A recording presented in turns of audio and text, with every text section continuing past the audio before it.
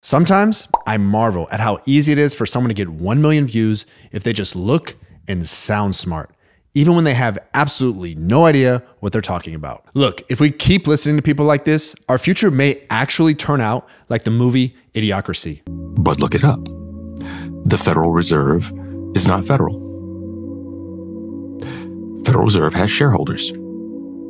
It is not a federal organization. The U.S. Federal Reserve Bank, the shareholders of it are the banks themselves. Oh, really? Which banks?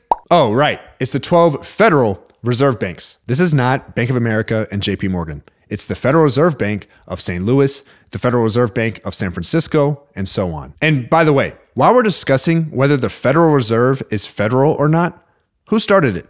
Oh, it was created by the federal government in 1913 by the Federal Reserve Act in the United States Constitution. You know, I don't know how many private companies were created by an act in the Constitution, but okay, who runs it? A central governing board that's appointed by the president and confirmed by the Senate.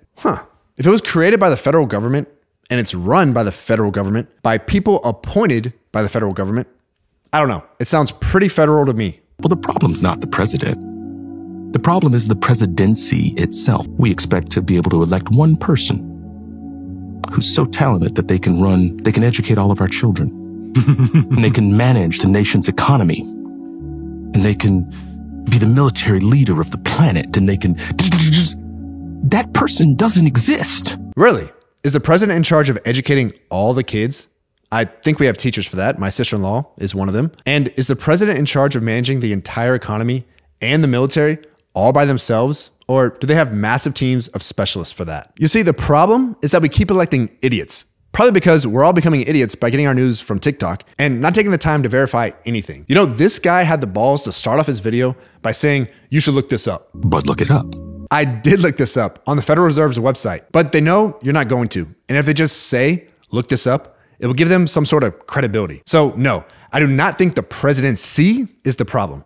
I think it's the system that allows candidates to be chosen by the extremes of their parties so that we end up with two candidates that 80% of the people don't like. And wait, how did I get into a political rant? Okay, back to the topic at hand. We're $32 trillion in debt. That debt will never be repaid. Who's going to repay it? That's ridiculous. Of course the debt will be repaid. The US government has literally never defaulted on their debt, and they can freaking print money to pay it back. Who's going to repay the debt? Technically, the government. But ultimately, where do they get their money from? From us, from our tax dollars. So indirectly, if you keep voting for politicians that make big spending promises and can't explain how they're going to pay for it, one way or another, it's coming out of your future earnings. Who do we even owe the debt to? This is another thing that's very easy to look up.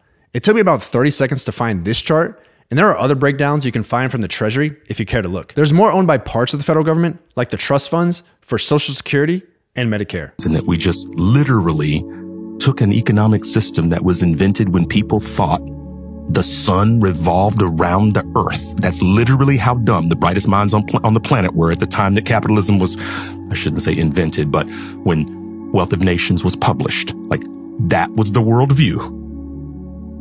And here we are today, still doing what they did. Yep, you got it. We've made no advancements in economics since the Wealth of Nations was published in 1776. Well, you know, except for Keynesian economics, the main theory used today to analyze how spending impacts an economy's production, employment, and inflation, which was developed in the 1930s. Monetarism, which looks at how money supply impacts the economy and was developed in the 1940s. Game theory, which looks at how people make decisions based on what they think other people would do and was developed through the mid-1900s. Behavioral finance, which analyzes how people's emotions often cause them to make irrational decisions and has been around since 2002.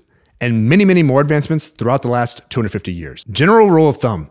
When you hear something that sounds crazy on TikTok, it probably is. I want to verify it has some merit before you go sharing it with all your friends. Otherwise, I fear this is our future. Dr. Lexus will be with you shortly.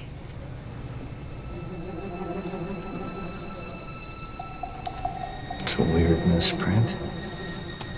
What I do is just like you know, you know what I mean? Like, if you want more investment insight from me, check out the link below to my free Discord, and I'll see you in the next video.